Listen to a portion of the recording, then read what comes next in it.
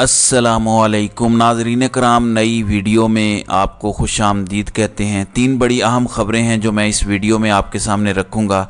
एक जानिब इमरान खान और पाकिस्तान तहरीक इंसाफ के ख़िलाफ़ मुसलसल इंतकामी कार्रवाइयों के बावजूद भी इमरान खान के डंके बज रहे हैं। ताकतवर हलकों और नवाज शरीफ ने सर पकड़ लिया है। अब कौन सी नई हिकमत अमली अपनाई जा रही है, इस पर बात करेंगे। दूसरी जानिब अल अजीज़िया और एवनफील्ड रेफरेंस में इस्लामाबाद हाई कोर्ट ने नवाज शरीफ को बड़ा रिलीफ दिया है और सज़ा के ख़िलाफ़ अपीलें बहाल कर दी हैं, जबकि नैब ने नवाज शरीफ की गिरफ्तारी से इनकार किया है, जिस पर जस्टिस आमिर फ़ारूक, जो इमरान खान के केसेस में फ़ैसला महफूज करके अंडे देने बैठ जाते हैं, उसी आमिर फ़ारूक ने नवाज शरीफ को फौरी ज़मानत भी दी है।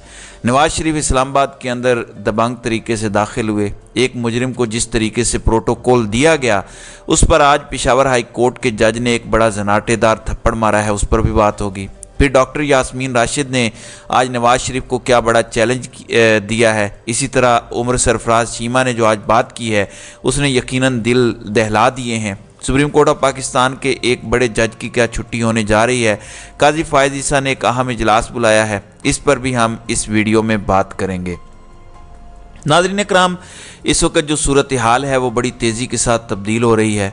नवाज शरीफ को जिस अंदाज में इस्लामाबाद में दाखिल किया गया सरकारी प्रोटोकॉल में, उस पर पूरी दुनिया में पाकिस्तान की जग हंसाई हो रही है। हर जी शऊर बंदा, हर पाकिस्तानी इस निज़ाम पे लानत भेज रहा है। यानी एक मुजरिम को जो प्रोटोकॉल मिल रहा है, इंडियन मीडिया भी इसको डिस्कस कर रहा है कि जिसकी पाकिस्तानी सेना के साथ अच्छे ताल्लुकात बन जाएं, वो मुजरिम भी हो तो रियासत का पैसा उस पर बर्बाद किया जाता है, उसको ख़राब किया जाता है। यानी पहले वो शख्स मुल्क को लूट चुका है, मज़ीद सिक्योरिटी और प्रोटोकॉल के नाम पर उसको मज़ीद पैसा उस पर लुटाया जा रहा है। और ये पाकिस्तानी अवाम के मुंह पर दर हकीकत एक थप्पड़ है कि आपके वोट की वैल्यू ये है कि हम उसको अपने जूते की नोक पे रखते हैं, और जब हमारा दिल हो तो मुजरिम भी आप पे ज़बरदस्ती हम मुसल्लत करके दिखाएंगे।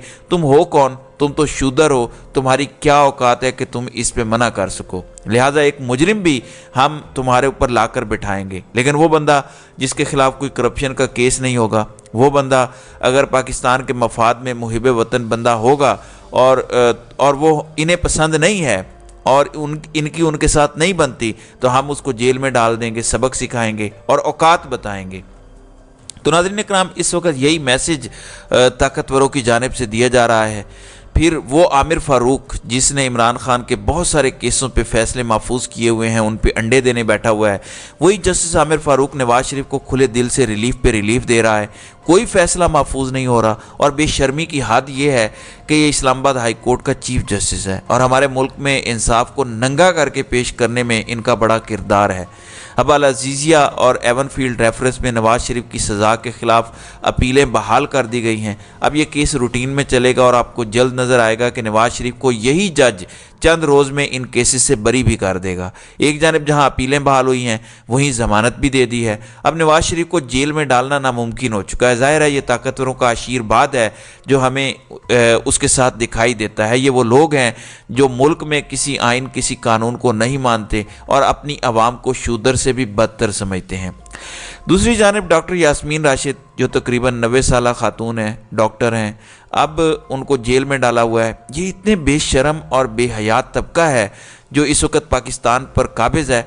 मकसद सिर्फ नवाज शरीफ को खुश करना है। मरियम नवाज की खुशी अजीज़ है। अब ये कहाँ सौदे किए जाते हैं मुल्क के, क्या कुछ होता है, इस पर कई दफ़ा दिल दुखी भी होता है और कुछ बातें हम करते हैं, लेकिन कुछ बातें हम बता भी नहीं सकते। अब आज जुडिशल रिमांड मुकम्मल होने के बाद पुलिस डॉक्टर यास्मीन राशिद को लेकर आई। मैं आपको बता दूं, इस वक्त कानून की धज्जियां बिखेरी जा रही हैं। जो फौजदारी ज़ाब्ता है कानून में ज़मानत के हवाले से, गालिबन 397 या 398 नंबर सेक्शन है। एक तो इनका खातून होना खुद ये ज़मानत करवाने की एक बड़ी वजह है। फिर चालान में जब ताख़ीर हो जाती है तो वो वजह शामिल हो जाती है। फिर अगर वो खातून मरीज़ हैं, बूढ़ी हैं, कैंसर की मरीज़ा हैं, तो वो ज़मानत की मज़ीद बड़ी वजह है। तो तमाम वो वजूहात जो किसी भी मुलजिम के लिए ज़मानत का बायस बनती हैं, वो डॉक्टर यास्मीन राशिद और इन ख़वातीन के हवाले से मौजूद हैं। लेकिन उसके बावजूद जजेस भी ऐसे सरेंडर कर चुके हैं, ऐसे कानून को अपनी लौंडी बना चुके हैं, या ऐसी बेबसी है کہ وہ بھی بالکل اس حوالے سے خاموش ہیں. ان کو بھی کم از کم شرم کرنی چاہیے کہ ایک پاکستان کا قانون ہے اور آپ جج ہو کر بھی کچھ کر نہیں پا رہے, ضمانتیں نہیں ہو رہی, چلان نہیں پیش ہو رہا, بہانے سے ایک کے بعد دوسرا اور دوسرے کے بعد تیسرا کیس ڈالا جا رہا ہے.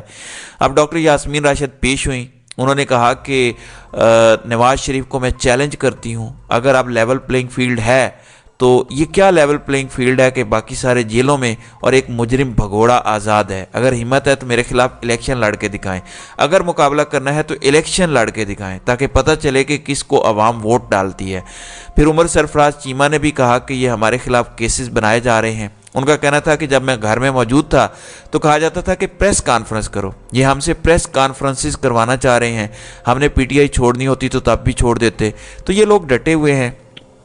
اب مجرم نواز شریف آرام سے مری سے اترا, پھر منسٹر انکلیو کے اندر گیا, پورا پروٹوکول اور سیکیورٹی ساتھ تھی. پھر وہاں سے اسلام آباد ہائی کورٹ پہنچا. اسلام آباد ہائی کورٹ میں جو سماعت ہوئی اس پہ میں پہلے بات کر چکا ہوں. تو اب صاف نظر آ رہا ہے کہ اس مجرم کو ڈرائی کلین کیا جائے گا. ہائی کورٹ کا وہ دروازہ جو عمران خان کی گاڑی کے لیے نہیں کھلتا تھا, حالانکہ وہ ملزم تھے, لیکن اب وہی دروازہ مجرم کے قدموں کی چاپ پہ کھل جاتا ہے. باقاعدہ ججز وہاں ہنسی مذاق کرتے ہیں. در حقیقت جج, جرنیل اور سیاستدان سب مل کے پاکستانی قوم پر اس وقت ہنس رہے ہیں. یہ جو پورا سسٹم ہے وہ ہنس رہا ہے کہ یہ اصل تمہاری اوقات ہے. ہمیں ناظرین کرام سب سے زیادہ اپنی فوج سے محبت ہے, جو قربانیاں دیتے ہیں, جو لڑتے ہیں. ان کا امیج بھی بری طرح سے ڈیمیج ہو رہا ہے, اور کس جگہ پہ اس امیج کو پہنچا رہے ہیں وہ انتہائی افسوسناک ہے. اب ان کے کیسز بحال ہو چکے ہیں, ضمانت بھی نواز شریف کو مل گئی ہے. اب وہ ڈھول کی تھاپ پہ رقص کرتے ہوئے پاکستانی قوم کو بتائیں گے کہ یہ تمہاری اوقات ہے. اگر تو 2018 میں ناجائز سزا ہوئی تھی تو ان ججز کو پکڑے, ان جرنیلوں کو پکڑے, سب کو پکڑے, نہ یہ کہ اب پاک صاف کر دیں. اب ان ججوں اور جرنیلوں کا دل یہ کر رہا ہے کہ وہ عمران خان کو بھی یہی سزا دیں. یہ کیا بات ہوئی؟ کیا کوئی عقل اور فہم اس کی اجازت دیتی ہے؟ اب دوسرا جو شوشہ چھوڑا گیا وہ میں آپ کے سامنے رکھنا چاہتا ہوں. اب انہیں پتہ ہے کہ عمران خان کی مقبولیت ختم نہیں ہو رہی. اب سوشل میڈیا پہ انہوں نے 87 کروڑ کا الزام لگا دیا ہے. کل میں نے آپ کو کل کے پی کے میں یہ خبر بنائی گئی, اور بیکاؤ میڈیا 2 نمبر اینکرز اسی خبر پہ لگے ہوئے ہیں اور یہی کام کر رہے ہیں. اصل اینکرز تو ٹی وی چینلز اور میڈیا سیٹوں نے سائٹ پہ لگا دیے ہیں. اب انہوں نے یہ سوچا کہ جتنے بھی عمران خان کے حامی ہیں, پہلے ہم نے وہ اینکرز نکال دیے, کالم نگار نکال دیے, لیکن کمی نہیں ہو رہی.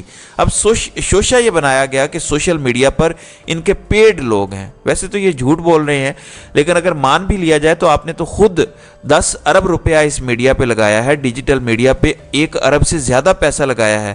تو آپ اس سے زیادہ لگا کے اس بیانیے کو کاؤنٹر کر لیتے, بجائے اس کے کہ لوگ آپ پر لعنت بھیجیں کہ آپ نے 10 ارب روپیہ ان میڈیا کے سیٹوں کو ہڈی کے طور پر دیا, جو اصل میں پاکستانی قوم کے سامنے اس وقت جھوٹ بیچ رہے ہیں. وہ اینکرز جو ان کے ملازم بنے ہوئے ہیں, پاکستان کے ٹیکس پیئر کے پیسے سے آپ نے ہڈی ڈالی اور وہ ایک ایک ٹکڑے پہ لڑ رہے ہیں. اب یہ 87 کروڑ کے پیچھے لگا رہے ہیں. تو الٹیمیٹلی انہوں نے شکست تسلیم کی ہے.